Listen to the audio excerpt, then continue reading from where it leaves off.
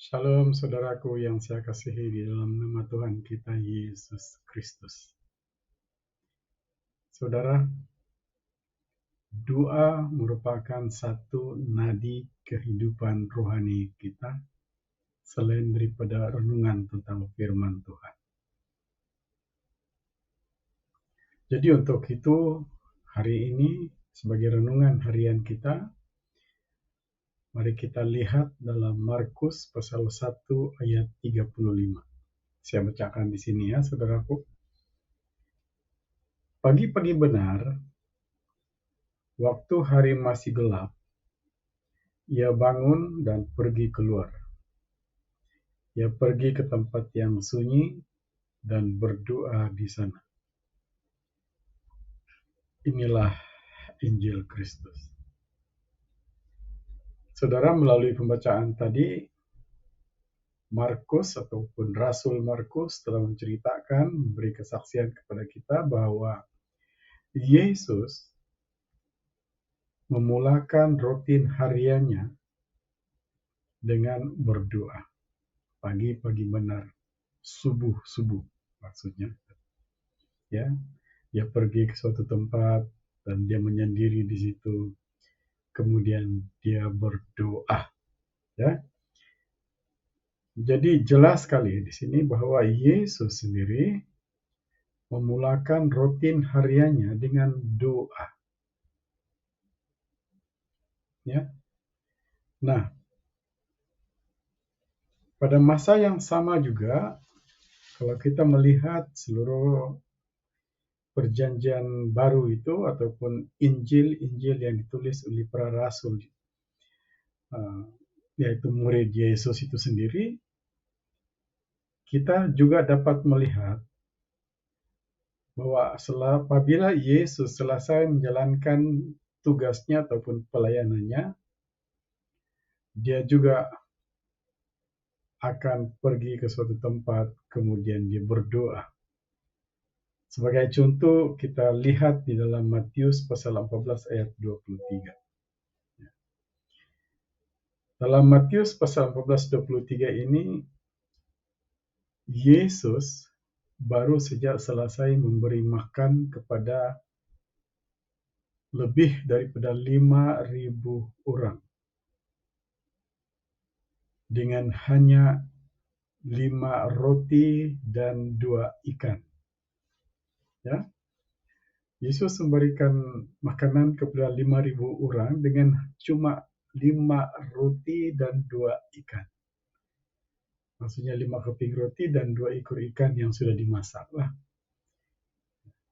Bagaimana ini boleh terjadi? Bagaimana makanan yang begitu sedikit itu boleh menampung ataupun boleh memberi makan kepada 5.000 orang? Itulah sebenarnya kuasa doa. Ya. Oke, yang keduanya. Doa itu adalah sumber kepada mujizat. Ya. Doa adalah sumber kepada mujizat. Ya. Kalau kita betul-betul berdoa dan cara kita berdoa itu betul sesuai dengan apa yang diperintahkan ataupun difirmankan, saya percaya doa itu akan mempunyai mujizat.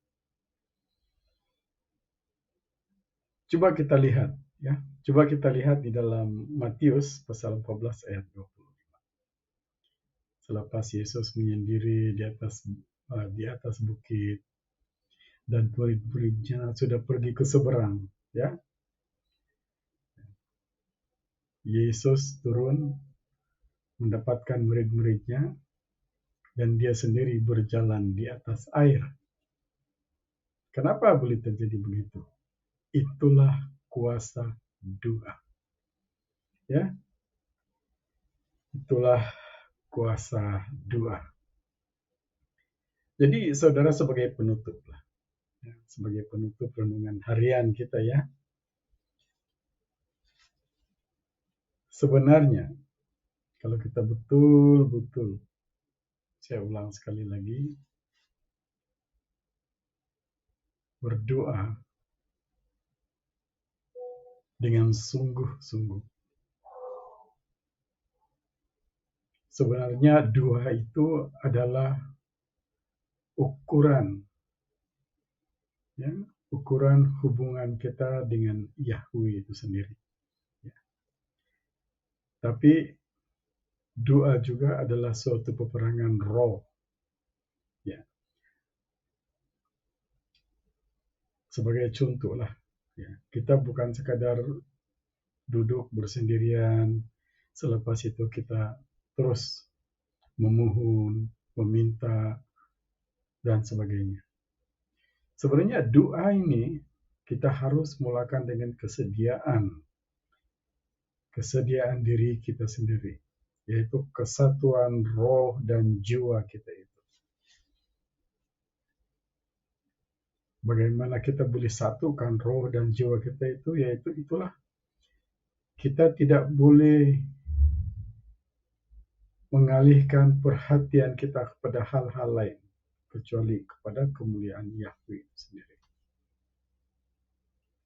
Dan apabila kita fokuskan penyembahan kita, ya, doa penyembahan kita itu kepada Yahweh itu sendiri, kemuliaan daripada surga itu akan menaungi kita. Dan daripada itu, roh-roh jahat yang selama itu mengganggu roh dan jiwa kita, ya,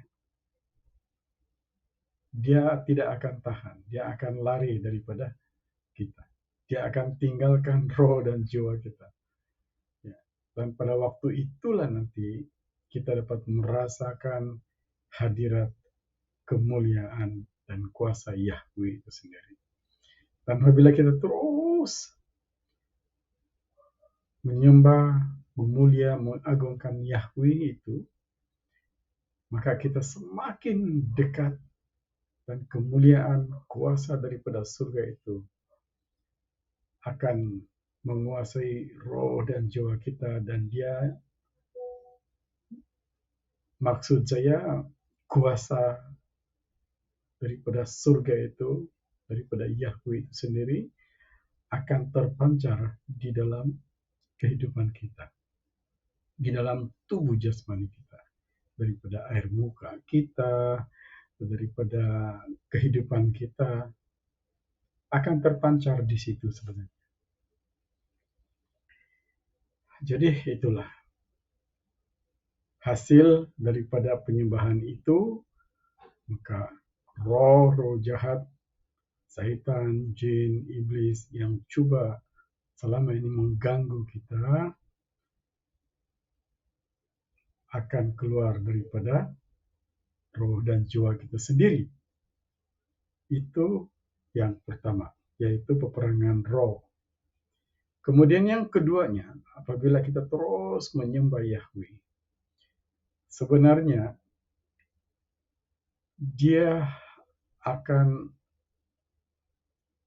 menambahkan semula atau mengisi kita dengan kuasa daripada Yahweh itu sendiri.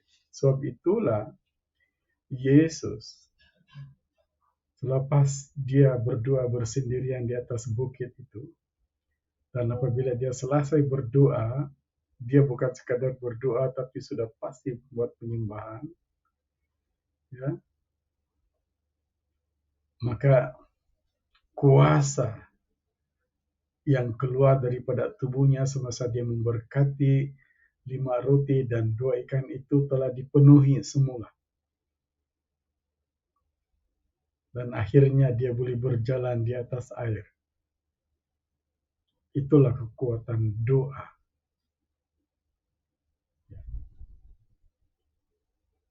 Lain lagi, kalau kita terlalu lama, sebagai contohlah Musa, ketika dia berada di atas Gunung Sinai, bersama-sama dengan Yahweh itu sendiri, mukanya bercahaya. Begitu juga dengan Yesus. Apabila dia membawa murid-muridnya di atas bukit dan berdoa di sana, bergaul dengan Yahweh itu, menyembah, memuliakan, mengagungkan kemuliaan Yahweh itu, kemuliaan daripada surga itu menerangi tempat. Jadi itulah saudara-saudariku sekalian. Ya, itulah juga perlunya kita berdoa setiap hari, terutama sekali semasa kita memulakan hari kita. Bangun subuh-subuh kita kena berdoa. Mungkin kita selalu ataupun biasa berdoa jam 4, maksud saya kita bangun jam 4 ataupun jam 5 subuh. Kita ambil masa untuk berdoa. So, kenapa? Kadang-kadang waktu kita tidur itu roh jahat itu akan mengganggu kita punya roh, mengganggu kita punya jiwa. Kan? Jadi perlu kita memulakan hari kita itu dengan penyembahan, datang dekat kepada Yahweh itu sendiri, supaya roh-roh yang coba mengganggu kita semasa kita tidur itu ya tidak menguasai pemikiran kita sepanjang hari itu. Ya, jadi itulah saudaraku, perlunya doa itu. Perlunya doa itu dijadikan sebagai nadi kehidupan kita, nadi kehidupan rohani kita. Kalau tidak, saudara, dunia ini bukan surga. Dunia ini adalah tempat roh-roh jahat, setan, jin, iblis. Kumpulan-kumpulan Lucifer yang telah dihalau daripada surga. Dan kita sekarang bersama-sama dengan malaikat-malaikat yang berdosa. Sebab itulah perlunya kita menjadikan doa itu sebagai nadi kehidupan kita dan nadi kehidupan rohani kita. Kiranya Roh Kudus menjadi roh hikmat dan wahyu, menguasai akal budi dan pemikiran saudara, sementara mendengar renungan harian ini, agar kiranya saudara akan mendapat pengetahuan, pengertian yang jauh lebih dalam tentang renungan kita. Dan Tuhan akan terus bersama dengan saudara. Yahweh Elohim El Shaddai itu akan terus bersama dengan saudara, bersama dengan kita. Kalau saudara sudah diberkati, Tuhan mengasihi saudara, Yahweh Elohim itu berkatilah juga orang lain. Curahkan kasih daripada Yahweh itu kepada orang lain juga. Ya saudaraku, terutama sekali kita yang berada di Borneo ini dan di Asia Tenggara ini. Ya, dan juga seluruh keluarga kita, saudara seiman kita di seluruh dunia. Tuhan Yesus memberkati kita. Amin.